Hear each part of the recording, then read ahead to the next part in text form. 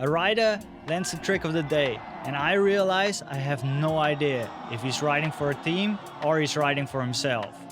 I have to check the little graphic in the corner to find out. Here's the confusing part first, because if I tripped on it, you probably will too. I figured the split was simple. Skateboarding and BMX are in the league, and Moto X is not. And that part is true. Moto X is still there, still part of the show, still handing out medals. It just doesn't add any single point to any club's score.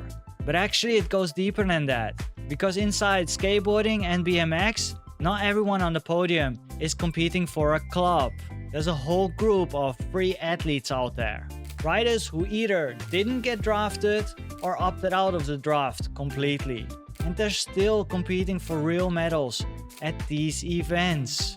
And here's the part that actually got me. At Sacramento, a free athlete named Gavin Bodker won gold in men's skateboarding park. Gold, best in the world that weekend. And it didn't move a single point on the league table because he wasn't riding for anybody but himself.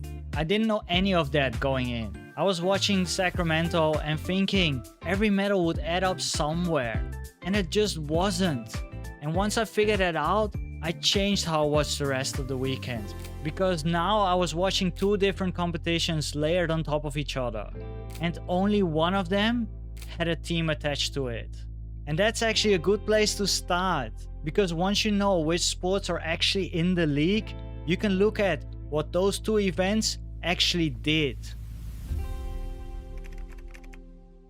So here's where the standings actually sit. After Sacramento, Tokyo came out on top with 980 points. Sao Paulo and New York tied right behind at 950 points. And LA sitting at fourth at 810 points. Then Japan hosted a second stop. And after that event, Tokyo and New York ended up dead even at 1,770 points each.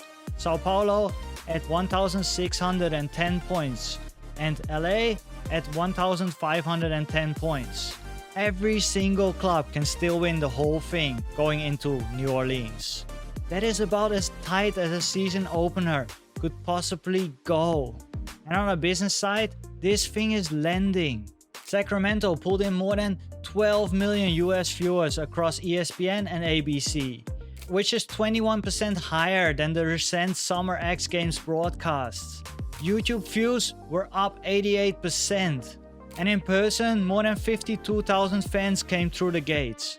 A post-pandemic attendance record for the X Games.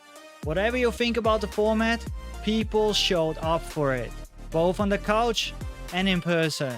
So if you look at the numbers, this league is working.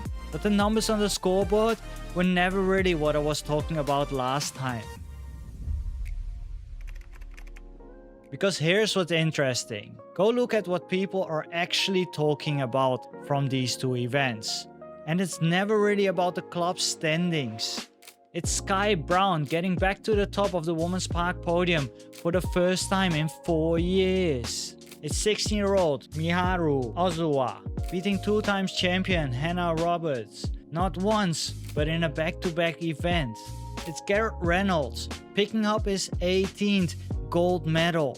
Nobody is telling that story with the club name first. They are all telling the story with the rider's name first. There's a video going around basically asking, does the New York team even have New Yorkers on it? That's not nothing. That's fans looking at the jersey and asking whether it actually means anything. Or whether it's just a name stuck on top of 10 athletes who just got drafted there. The clubs are winning the standings, but the riders, they are still winning the room. And that's kind of the reframe for me. I went into this thinking there was just one question. Did the team format work? But actually there were two separate questions the whole time. Did the league format work as a broadcast, as a business, as a thing that people tune into? Clearly, yes. Did it work as a reason to actually care about the clubs, the same way you would care about the riders? Not yet, or at least I didn't see it. And it turns out The league can touch the first thing while barely touching the second one at all. So that's the evidence. And now here's where I land on it. And look, I will give my honest take here because I don't think it's fair to leave it on the fence for the entire video. Personally, I really miss the old format.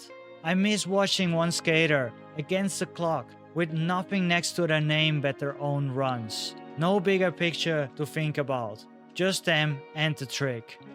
And that's just me though. And I know there's a lot of people watching this video and they're going to disagree. Some of you are gonna tell me that this league format is the best thing that ever happened. And honestly, based on the ratings, you might be right. And that's kind of the point of telling you all of this instead of telling you what to think.